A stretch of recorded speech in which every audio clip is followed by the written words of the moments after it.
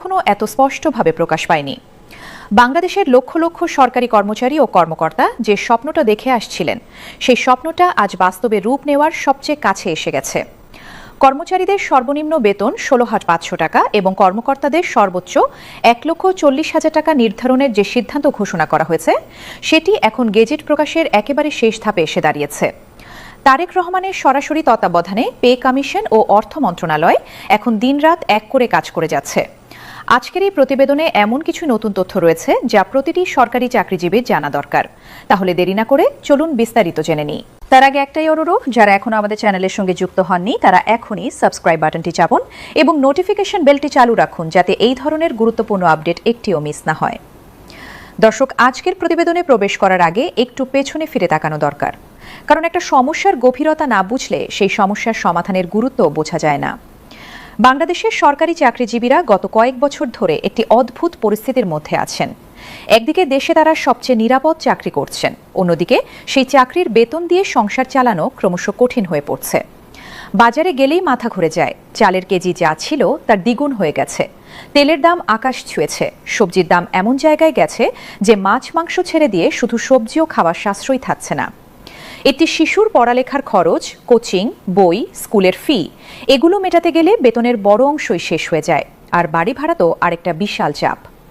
ঢাকায় একটা মাঝারি মানের ফ্ল্যাটের ভাড়াই বেতনের প্রায় অর্ধেক চলে যায়। জেলা শহরেও এই চাপ এখন অনুভূত হচ্ছে।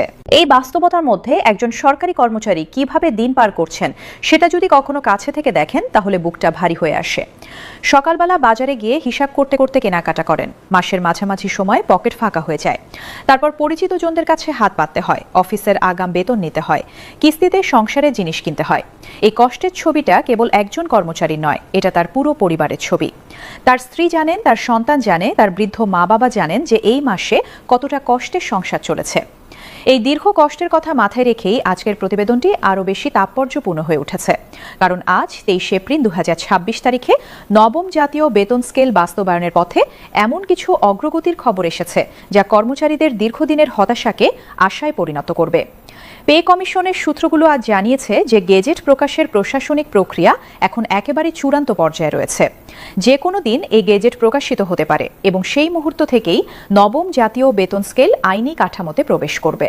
আজকের প্রতিবেদনে সবচেয়ে নতুন যে তথ্যটি এসেছে সেটি হলো বেতন বৃদ্ধির পাশাপাশি সরকারি কর্মচারীদের চিকিৎসা সুবিধা আমূল পরিবর্তনের একটি প্রস্তাব পে কমিশনের সুপারিশে যুক্ত হয়েছে।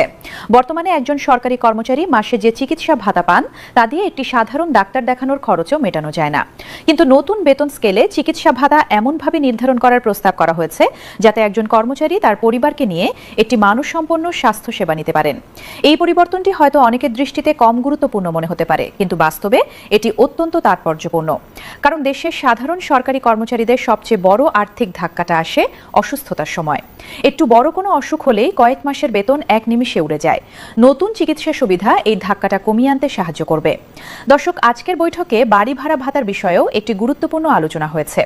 বর্তমানে সরকারি কর্মচারীরা মূল বেতনের একটি নির্দিষ্ট শতাংশ বাড়ি ভাড়া ভাতা হিসেবে পান, কিন্তু রাজধানী ঢাকা এবং অন্যান্য বিভাগীয় শহরগুলোতে বাড়ি ভাড়া এতটাই বেড়ে গেছে যে এই ভাতা দিয়ে ভাড়ার সামান্য অংশও মেটানো যাচ্ছে না। পে কমিশনের সুপারিশে বাড়ি ভাড়া ভাতাকে শহরভেদে আলাদাভাবে নির্ধারণ করার প্রস্তাব রয়েছে। ঢাকায় কর্মরত কর্মচারীরা বেশি ভাতা পাবেন, জেলা শহরে কর্মরতরা সেই অনুযায়ী ভাতা পাবেন এবং গ্রামাঞ্চলে কর্মরতদের জন্য আলাদা হার নির্ধারণ করা হবে। এই শহরভেদে বাড়ি ভাড়া ভাতার নতুন ব্যবস্থাটি অত্যন্ত যুক্তিসঙ্গত, কারণ ঢাকায় থাকার খরচ এবং একটি ছোট জেলা শহরে থাকার খরচ এক নয়। তারেক রহমান এই প্রস্তাবটিকে সমর্থন করেছেন এবং জানিয়েছেন যে কর্মচারীদের বাস্তব জীবনযাত্রার পরিস্থিতির সঙ্গে সামঞ্জস্যপূর্ণ একটি ভাতা কাঠামো তৈরি হলো এই সংস্কারের মূল লক্ষ্য। কেবল সংখ্যায় বেতন বাড়ানো নয়, বাস্তব জীবনে যাতে সত্যিকারের পরিবর্তন আসে সেটি নিশ্চিত করাই তার সরকারের অঙ্গীকার।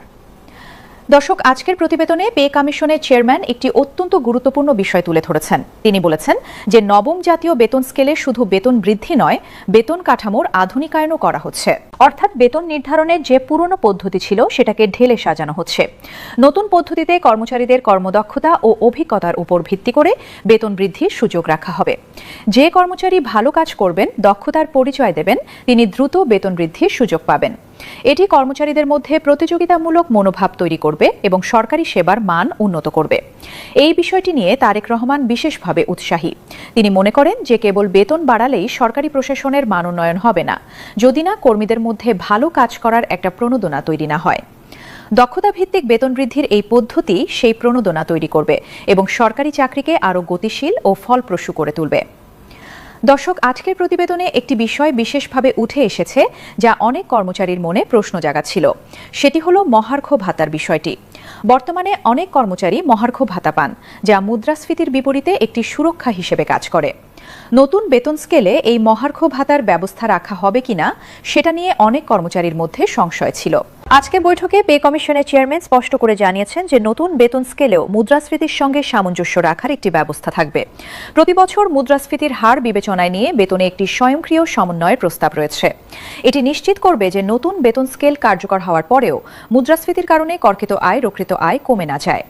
এটি একটি অত্যন্ত দূরদর্শী সিদ্ধান্ত, কারণ আমরা দেখেছি যে বেতন স্কেল চালু হওয়ার কয়েক বছরের মধ্যেই মুদ্রাস্ফীতির কারণে প্রকৃত মজুরির মান কমে যায়।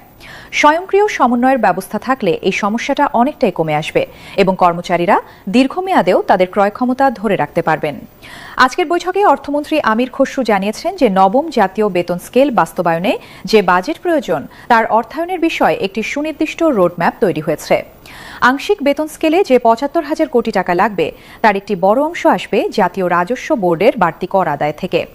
বাকি অংশ আসবে উন্নয়ন বাজেটের কিছু অগ্রাধিকার পুনর্বিন্যাস করে। তিনি জানিয়েছেন যে এই অর্থায়নের পরিকল্পনা শতভাগ বাস্তবসম্মত এবং দেশের সামগ্রিক আর্থিক কাঠামোর মধ্যেই এটি বাস্তবায়ন করা সম্ভব। এই তথ্যটি অত্যন্ত গুরুত্বপূর্ণ, কারণ অনেক সময় বড় ঘোষণার পর প্রশ্ন ওঠে যে টাকা কোথা থেকে আসবে। এবার সেই প্রশ্নের উত্তর দেওয়া হয়েছে এবং একটি সুনির্দিষ্ট অর্থায়নের পথ দেখানো হয়েছে। এটি প্রমাণ করে যে কেবল রাজনৈতিক সদিচ্ছা নয়, আর্থিক পরিকল্পনাও সম্পন্ন হয়েছে। দর্শক, আজকের প্রতিবেদনে আরও একটি নতুন তথ্য সামনে এসেছে যেটা কর্মচারীদের জন্য অত্যন্ত আনন্দের। সেটি হলো নতুন বেতন স্কেলে বার্ষিক ইনক্রিমেন্টের হারও উল্লেখযোগ্যভাবে বাড়ানো হচ্ছে। বর্তমানে একজন কর্মচারী প্রতি বছর যে ইনক্রিমেন্ট পান সেটা তুলনামূলকভাবে কম। নতুন বেতন স্কেলে এই ইনক্রিমেন্টের হার বাড়ানো হবে যাতে প্রতি বছর একজন কর্মচারীর বেতন একটি অর্থবহ পরিমাণে বাড়ে। দীর্ঘদিন চাকরি করলে এই বাড়তি ইনক্রিমেন্টের কারণে একজন কর্মচারীর মোট বেতন উল্লেখযোগ্যভাবে বৃদ্ধি পাবে। এটি অভিজ্ঞতাকে পুরস্কৃত করার একটি উপায় এবং দীর্ঘদিন সরকারি চাকরিতে থাকার একটি প্রণোদনাও বটে। তারেক রহমান আজকের দিনে এই বিষয়ে বলেছেন যে একজন কর্মচারী যত বেশি দিন সরকারের সেবা করবেন তার অভিজ্ঞতা তত বাড়বে এবং সেই অভিজ্ঞতার মূল্যায়ন করাটা রাষ্ট্রের দায়িত্ব। বার্ষিক ইনক্রিমেন্টের হার বাড়ানোর মাধ্যমে সেই দায়িত্বের একটি অংশ পালন করা হচ্ছে। দর্শক, আজকের বৈঠকে যে বিষয়টা সবচেয়ে বেশি আলোচনা এসেছে সেটা হলো বাস্তবায়নের সময়সীমা। তারেক রহমান আজ স্পষ্টভাবে জানিয়েছেন যে আসন্ন ঈদের আগেই প্রথম ধাপের বেতন কার্যকর করার বিষয়ে তিনি দৃঢ় প্রতিজ্ঞ।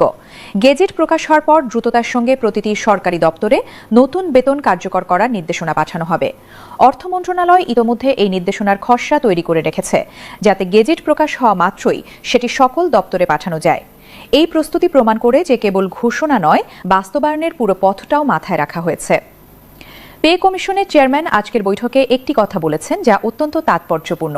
তিনি বলেছেন, আমরা চাই এই ঈদে প্রতিটি সরকারি কর্মচারীর পরিবারে একটু বাড়তি আনন্দ আসুক। দীর্ঘদিন ধরে তারা যে কষ্ট করেছেন, যে অপেক্ষা করেছেন, সেই অপেক্ষার পুরস্কার হিসেবে এই ঈদটা তাদের জন্য একটু আলাদা হোক। এটা কেবল একটা সুইচ অন করার মতো সহজ কাজ নয়, এর পেছনে অনেক প্রশাসনিক প্রক্রিয়া আছে, কিন্তু আমরা সেই প্রক্রিয়া যথাসম্ভব দ্রুত সম্পন্ন করার চেষ্টা করছি। এই কথাগুলো শুনলে বোঝা যায় যে পে কমিশনও কর্মচারীদের মানবিক দিকটা বুঝছে। শুধু পরিসংখ্যান আর অঙ্ক নয়, মানুষের আনন্দ ও কষ্টের কথাটাও তারা মনে রাখছেন। দর্শক, আজকের প্রতিবেদনে দ্বিতীয় ধাপ নিয়ে একটি অত্যন্ত গুরুত্বপূর্ণ আপডেট এসেছে। তারেক রহমান আজ প্রথমবারের মতো একটি সুনির্দিষ্ট ইঙ্গিত দিয়েছেন যে প্রথম ধাপ কার্যকর হওয়ার ঠিক ৬ মাসের মধ্যে দ্বিতীয় ধাপও কার্যকর করার লক্ষ্যমাত্রা নেওয়া হয়েছে। এই ৬ মাসের সময়সীমাটি এখনও আনুষ্ঠানিকভাবে ঘোষণা করা হয়নি, তবে পে কমিশন সূত্রে এই তথ্যটি নিশ্চিত করা হয়েছে। যদি এই সময়সীমা বাস্তবায়িত হয় তাহলে প্রথম ধাপ কার্যকর হওয়ার মাত্র ৬ মাসের মধ্যেই কর্মচারীরা পূর্ণাঙ্গ নবম জাতীয় বেতন স্কেলের সম্পূর্ণ সুবিধা পাবেন। এটি একটি অত্যন্ত উৎসাহজনক তথ্য। কারণ অতীতে দেখা গেছে যে প্রথম ধাপের পর দ্বিতীয় ধাপের জন্য